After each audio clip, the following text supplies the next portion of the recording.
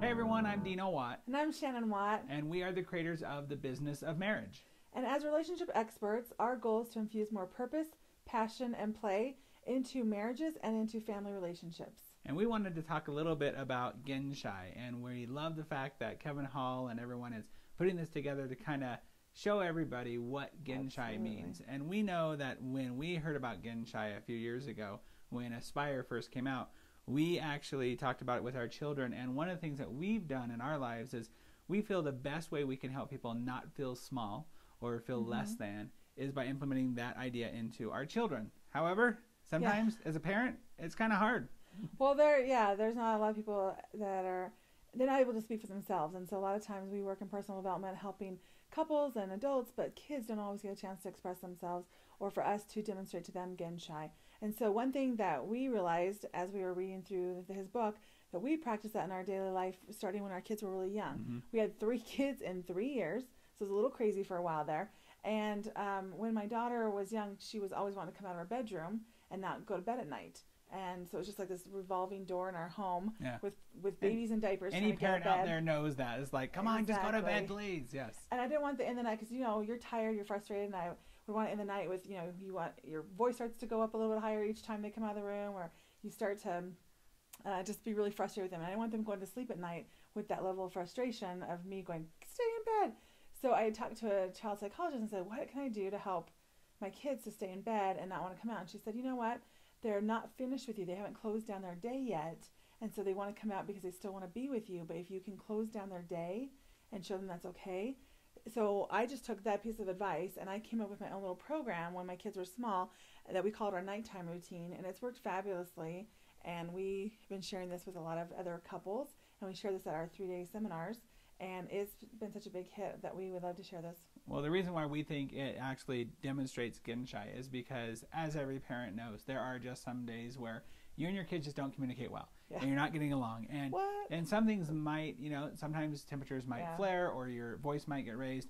And so why we feel like this is so important for Genshai is we think that it is vital for every child to go to bed knowing that they are loved, and whatever happened that day doesn't matter in that moment. Or if we're working really late, sometimes or at seminars or traveling, and we still want them to know that if I didn't even get to see them that much that day, that I still want them to know I love them and they're the most important people in my life, and I don't want them to ever feel small. I want them to feel like they are the center of my world. So as you'll see in just a moment, this nighttime routine helps us help our children know that they are loved and that they are big. And we actually you'll see that we even ask them about what they want their dreams to be.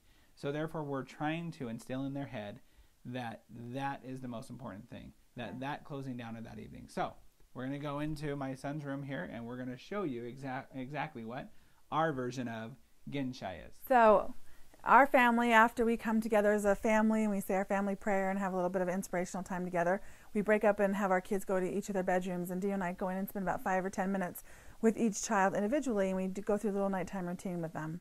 So my son Hayden here has generously volunteered to go through this nighttime routine and show you a little bit of what we did. And now this has evolved over the years. This started when they were 2 or 3 years old, and obviously now my kids are preteens and teenagers. So it gets a little more mature as we go along. But he's going to show us a version they used to do when they were like 6 or 7 years old.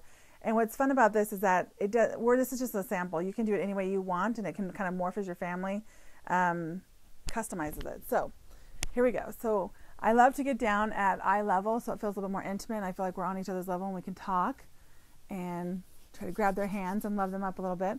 So I start off with saying, what's your high today, Hayden? My high today was playing with my friends and getting started on my book report.